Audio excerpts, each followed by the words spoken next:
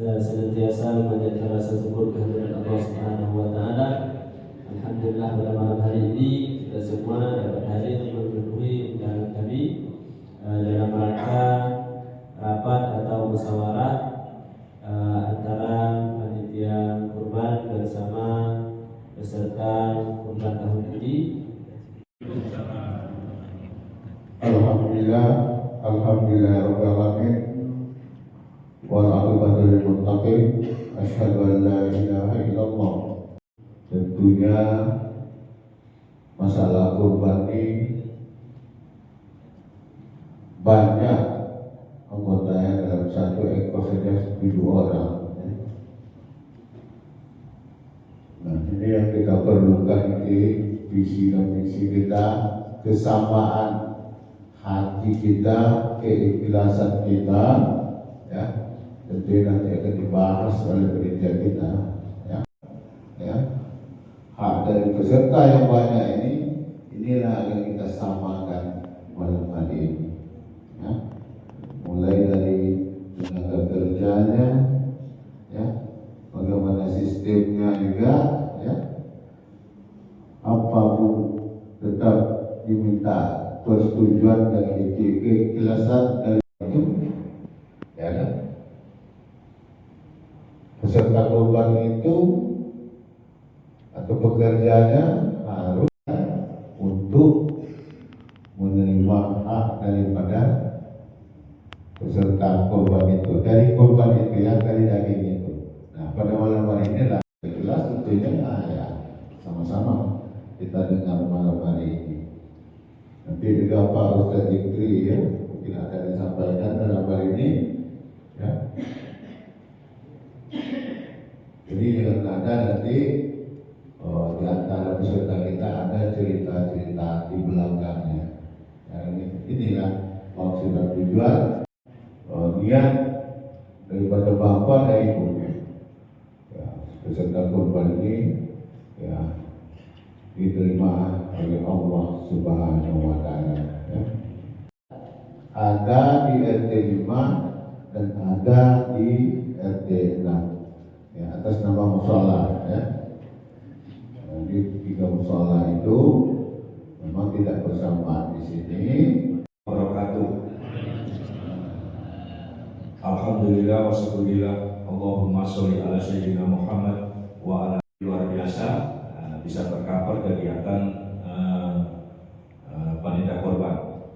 Yang saya hormati Bapak Ibu seluruh peserta korban yang hadir pada malam ini, kami anggap ini sudah mewakili seluruh peserta, karena kita juga membuat grup peserta korban. Grup itu sementara aja, Bu, nanti selesai potong-memotong bubar.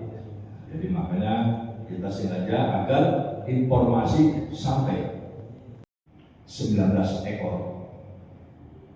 Kemudian biaya operasional kita masing-masing peserta dari utama 78.542. Satu kelompok berarti 550 kali 19. Jadi tidak saya sebutkan, tinggal mengalihkan saja. Kemudian kegiatan yang sudah dilakukan oleh panitia korban adalah pembuatan tempat cuci perut. Jadi kita tempelkan di sungai. Jadi tidak pakai ini lagi. Hadir. Bagaimana kalau tempat pemotongan juga kita buat permanen, dicor segala macam agar setelah dipotong darahnya langsung ada di sungai. Ada saran bagus juga seperti itu. Nah, itu menjadi pertimbangan kita. Itu perlu kita laksanakan karena dananya belum cukup. Oh, dulu kan langsung aja dibagi, ya. Nah, saya tidak mau seperti itu. Saya harus mendengar langsung dengan fatwa dan didengar oleh seluruh peserta. Salah satu contohnya adalah kita panitia itu berjumlah sekitar 200 orang. Pekerja kita 200 orang.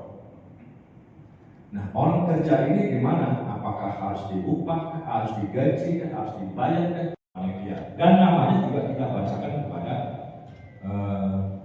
pemotong, petugas pemotong. Karena pemotong kita 2 orang yang ahlinya.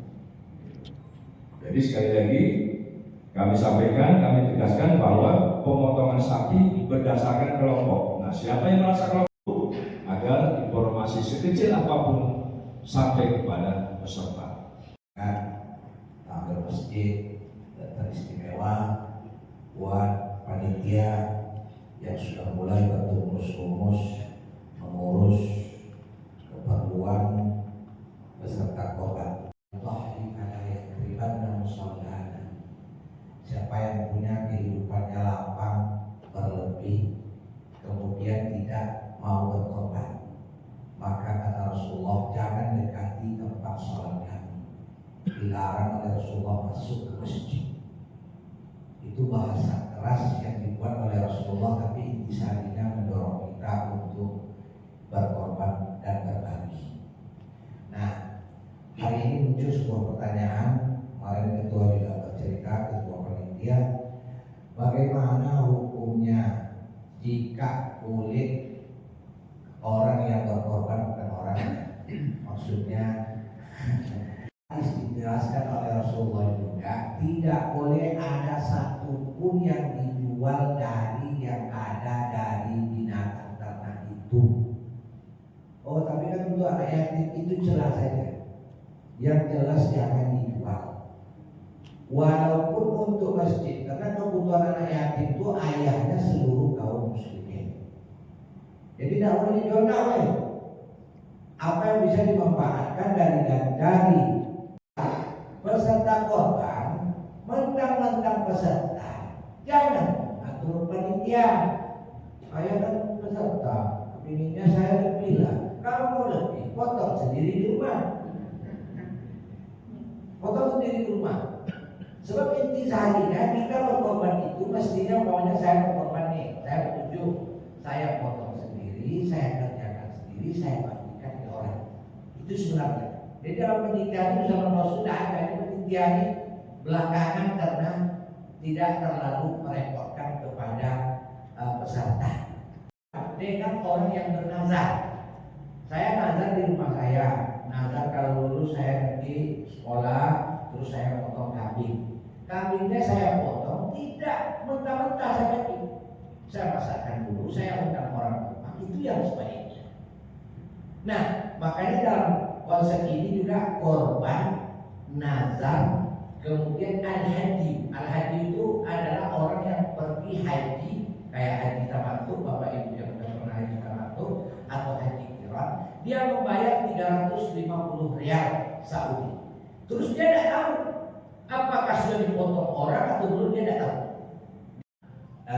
Melakukan seperti yang terjadi hari ini itu tidak ada problem, panitia silakan berjalan, tetapi jangan dijual apapun yang ada di dalam binatang yang kita sembelih itu, binatang sembelih. Bahwa tidak ada gaji peserta, gaji pekerja, cuma dikasih bahagian dari yang ada di korban itu dibolehkan. Karena tidak upah, tidak ada yang sifatnya upah. Justru itu ada dulu dipertanyakan orang, biasanya al-bujunya itu sudah memotong, itu kepalanya untuk dia. Dalam Islam tidak ada, tidak dibolehkan. Jadi kalau memang bersama, jadi kita bersama aja. Itu langsung berbeda. Iya. Enggak.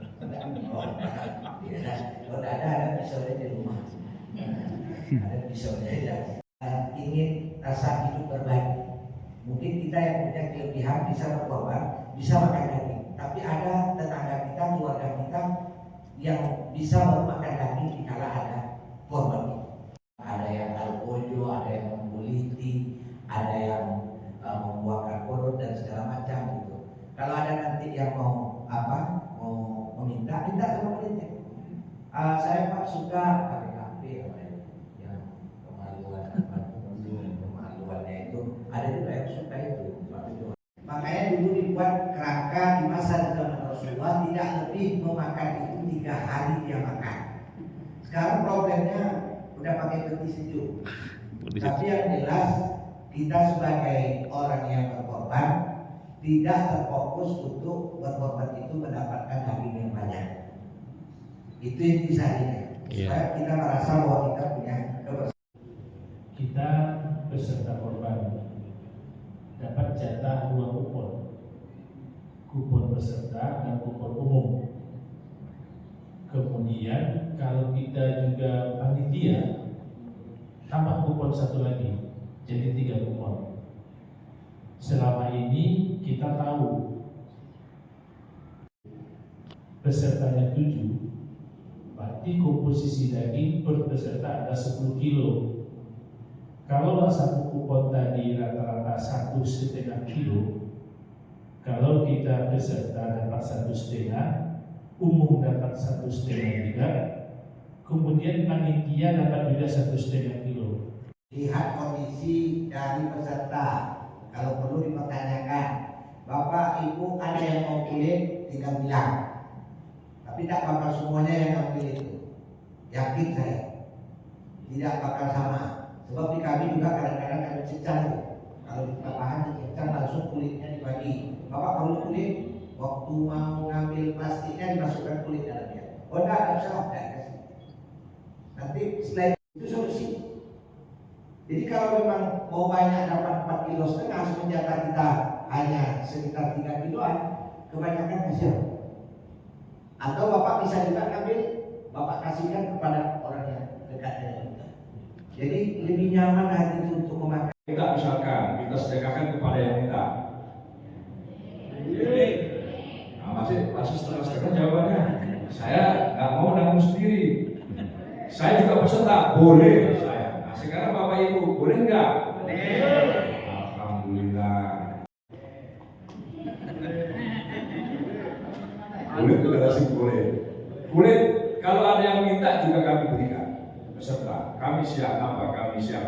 Mau berapa meter, ya kan? Nah ini ijab kabulnya. Kalau sampai apa yang disampaikan oleh Pak Haji Basdan tadi sampai jam 5 tidak ada yang ngambil, ternyata ada orang datang. Pak biar saya manfaatkan. Oh ya, boleh. Dia ngasih duit sama kita, si uang sebagai terima kasih.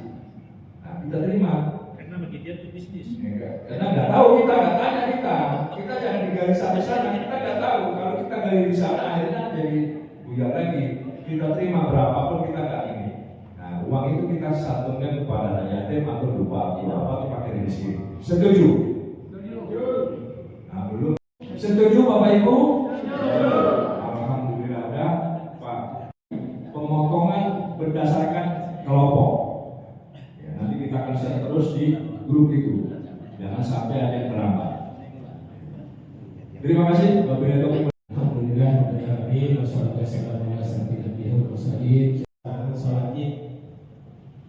sholat id kita rencanakan pada pukul 7.30. 15 kira-kira sempat 8.30 kelompok. Jadi kelompoknya sudah kita cantumkan, sudah beberapa hari dan ada catatan khusus di situ. Ini berbagi pengalaman. Jadi kepada peserta, alhamdulillah hadir. Yang tidak hadir, kita sudah punya grup. Jadi dimohon selama beberapa hari kemarin, tolong kalau ada perubahan nama, ada penegasan dari ketua tadi bahwa kita tidak akan menunggu, dalam arti peserta sudah dipanggil sekali 2 kali mungkin sudah dianggap sudah dimensikan. Iya, setuju ya Bapak dan Ibu ya? La ilaha illa anta astaghfiruka wa atubu ilaik. Dari kami lebih dan kurang mohon maaf. Wassalamualaikum warahmatullahi wabarakatuh.